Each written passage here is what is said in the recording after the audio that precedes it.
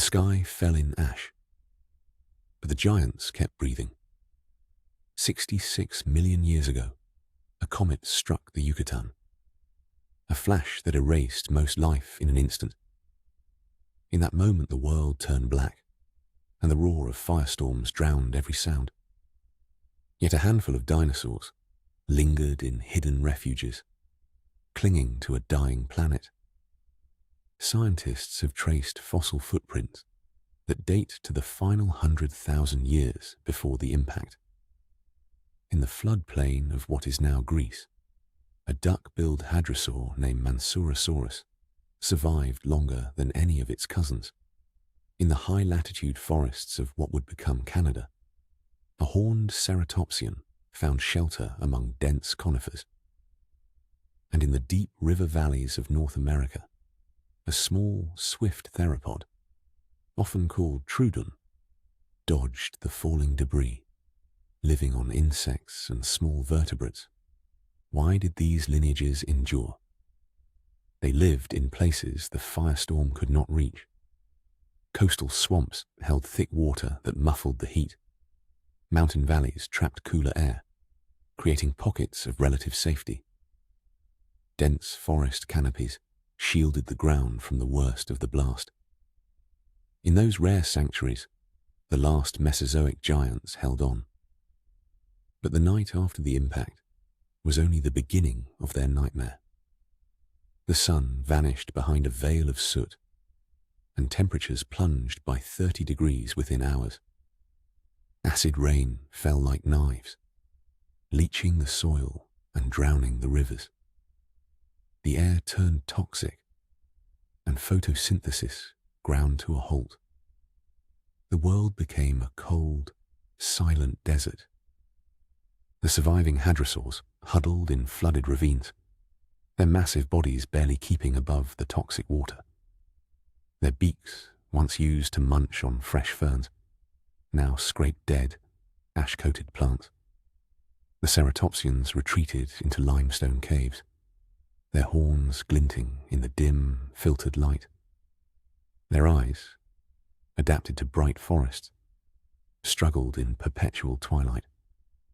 The tiny troodons scurried through the underbrush, hunting whatever insects managed to survive the chemical fallout. Even as the darkness lingered, a faint green glow began to appear on the horizon. Microbial mats, the first pioneers of life after catastrophe, started to bloom in the shallow seas. They released oxygen, slowly cleansing the air. But for the last dinosaurs, each sunrise was a reminder of a world that no longer existed. Their numbers dwindled as food sources vanished, and disease spread through weakened populations. What happened the day after the impact? The planet entered a silent, deadly winter. The few dinosaurs that survived the first night faced an environment that turned every instinct into a fight for survival. Their story is a stark reminder of how fragile dominance can be, even for the most massive creatures to ever walk the earth. If this is blowing your mind, hit that subscribe button and let's keep exploring together. But the story does not stop with the first night. The darkness lingered. The sky stayed a bruised grey for weeks. The ash settled like a blanket over continents. Rivers turned to sluggish, acidic streams. The few surviving dinosaurs were forced to adapt, or they perished. In the flooded ravines, the hadrosaurs learned to wade through murky water. Their massive tails acted as rudders, guiding them to the few pockets of fresh vegetation that managed to sprout from the ash. Their beaks, once efficient at cropping leafy ferns, now scraped brittle, charcoal-stained stems. Each bite was a gamble. The risk of ingesting toxic particles was high. Yet they persisted, driven by instinct and the faint hope of a new beginning. Above them, the ceratopsians clung to the shelter of limestone caves. Their thick, armored necks protected them from falling debris. Inside the cool darkness, they form small herds, huddling together for warmth. Their horns, once used for display and defense, now served as tools to scrape away thin layers of soot that coated the cave walls.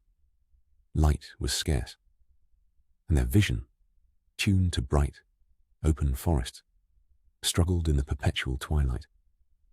Still, they pressed on, moving slowly along the cave corridors in search of edible lichens that clung to the stone.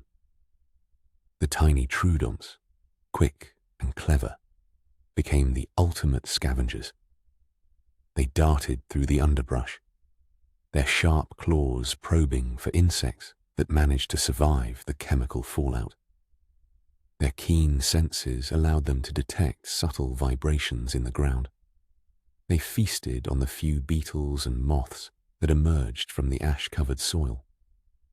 Their numbers grew modestly, but the fragile food chain could not support a large predator for long. As the first week turned into the first month, the planet entered a prolonged winter. Temperatures fell further, reaching depths that no dinosaur had ever experienced.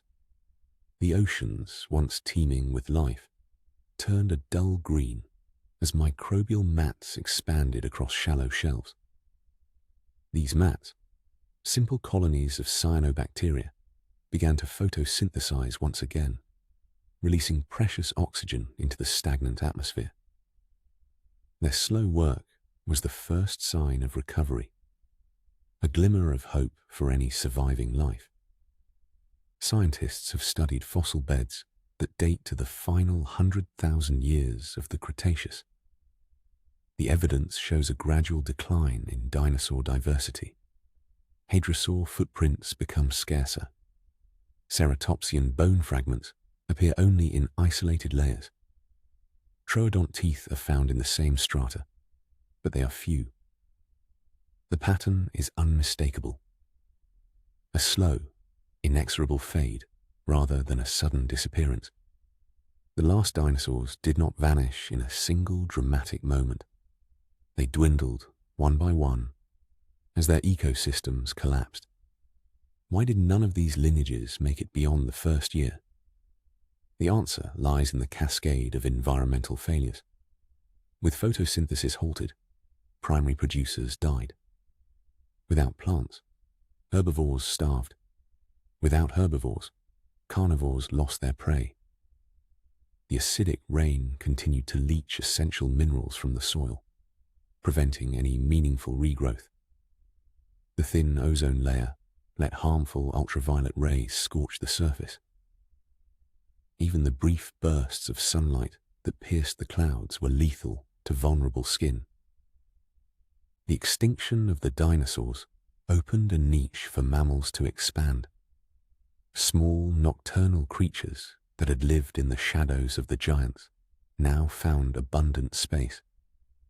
Over millions of years, they diversified, eventually giving rise to the species that would dominate the planet. The fall of the dinosaurs was not just an end, it was a transformation. It reshaped the trajectory of life on Earth. When we look at the fossil record, we see a warning. A single cosmic event can reshape ecosystems in an instant. Climate change, habitat loss, and rapid environmental shifts can produce similar cascades.